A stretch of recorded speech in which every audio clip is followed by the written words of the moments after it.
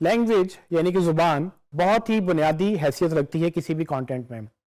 जब भी आप कंटेंट लिखेंगे, जाहिर सी बात है वो किसी ज़ुबान में लिखेंगे, और ये बहुत ज़्यादा डिपेंड करता है कि आप किस ज़ुबान में लिख रहे हैं और आपकी ऑडियंस किस ज़ुबान में पढ़ना चाहती है। अगर आप ऐसी ज़ुबान में लिखें जो आपकी ऑडियंस समझती ना हो या पढ़ना ना चाहती हो, तो वो आपको छोड़ के जा सकती है। हमने ये ध्यान में रखना है कि जब भी हम कंटेंट क्रिएट करें, हम उसको प्रॉपर लैंग्वेज भी डिसाइड करें, और लैंग्वेज हमेशा डिसाइड होती है ऑडियंस के साथ।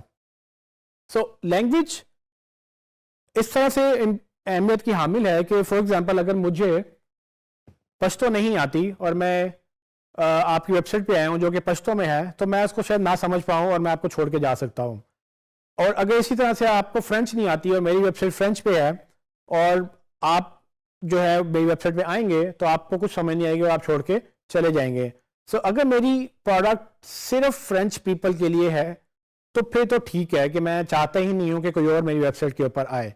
लेकिन अगर वेबसाइट जनरल है जिसमें हर जुबान के लोग आके शॉपिंग कर सकते हैं, बाय कर सकते हैं, तो लैंग्वेज एक बड़ा मसला बन सकती है।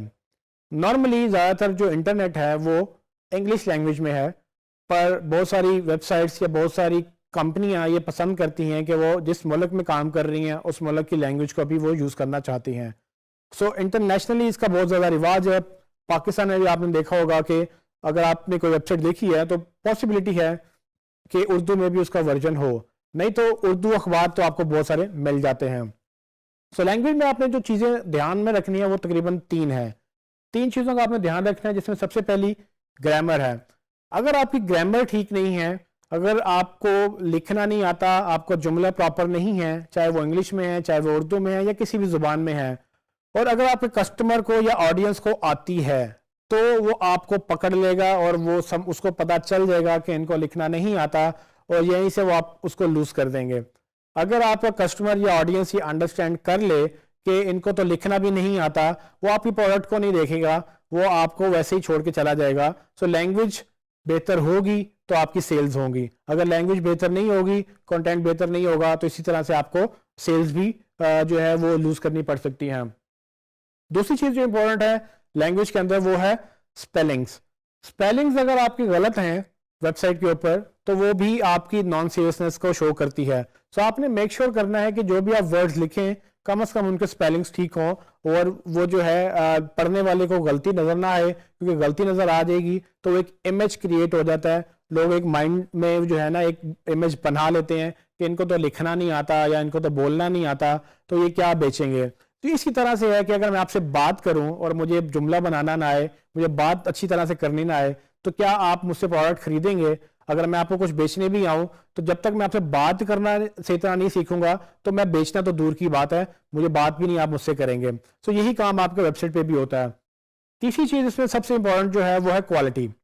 अब क्वालिटी बड़ी मतलब सबके लिए डिफरेंट मीनिंग रखती है। आपके लिए कंटेंट बहुत क्वालिटेटिव हो सकता है, लेकिन हो सकता है कि आपकी ऑडियंस को लगे कि ये तो बिल्कुल बेसिक सा कंटेंट है, इसमें क्वालिटी नहीं है।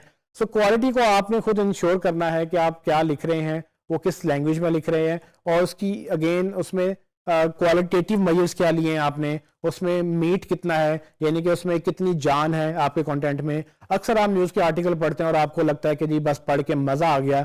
वो पढ़ के मज़ा इसलिए आता है कि उसमें अल्फाज का जो चुनाव होता है वो बड़ा अच्छा होता है, वो बड़ी अच्छी लैंग्वेज में लिखी हुई होती है। लेकिन अक्सर आपको पढ़ने के बाद लगता है कि ये तो किसी बच्चे ने लिखी है। वो बेसिकली यही जजमेंट्स हमारी ऑडियंस भी देख रही होती है। और जब हम वेबसाइट की बात करें, तो हमारी वेबसाइट चूंकि ग्लोबल है, कोई भी विजिट कर सकता है, तो हमें ये बड़ा ध्यान में रखना पड़ता है कि जो भी जिस लैंग्वेज का विजिट करे वो उसको प्रॉपरली पढ़ सके, समझ सके, और कम से कम उसमें ये गलतियां नहीं होनी चाहिए। इसके बाद एक और बड़ा इंपॉर्टेंट फैक्टर जो हमने जिक्र किया वो है लोकलाइजेशन, यानी कि लोकल लैंग्वेज। अगर आपको लगता है कि आपकी ऑडियंस एक लोकल जुबान बोलती है और वो प्रेफर करती है एक जनरल यानी कि इंग्लिश जुबान के ऊपर, तो आप डेफिनेटली उसको अपनी लैंग्वेज में लिखें। क्योंकि इससे आपको रिटेंशन काफ़ी मिलेगी, पढ़ने वाले को आसानी होगी पढ़ने में, और वो जितनी देर आपकी वेबसाइट पे रुकेगा, जितना ज़्यादा आपको पढ़ेगा, वो उतनी पॉसिबिलिटी है कि आपसे ही बाय करेगा। सो अगर आप पाकिस्तान में हैं तो उर्दू में उसको बनाएं, अगर आप किसी और मुल्क में हैं तो आप उसको उस कंट्री की ज़ुबान में ज़रूर बनाएं, और आप अपनी वेबसाइट में ऑप्शन दे दें कि इंग्लिश विजिट करनी है तो ये वाली यहाँ क्लिक करें, और अगर आपने दूसरी ज़ुबान विजिट करनी है तो यहाँ क्लिक करें। इस तरह से ये होता है कि आपको मल्टीलिंगुअल वेबसाइट्स बनाने में आसानी होती है। मल्टीलिंगुअल का मतलब मुख्तलिफ ज़ुबानों में वेबसाइट्स, जो कि अक्सर आपने देखी होंगी, उसमें ये होता है कि आप एक ज़ुबान में एक पढ़ते हैं लैंग्वेज उसके कंटेंट को, लेकिन फिर आप साथ ही दूसरी ज़ुबान में भी जा सकते हैं, जो सेम कंटेंट ट्रांसलेट हुआ होता है एक और ज़ुबान में। अगर आप दूसरी ज़ुबान प्रेफर करते हैं तो आप वहाँ क्लिक करेंगे और उसमें आप अपनी वेबसाइट पढ़ना पसंद करेंगे।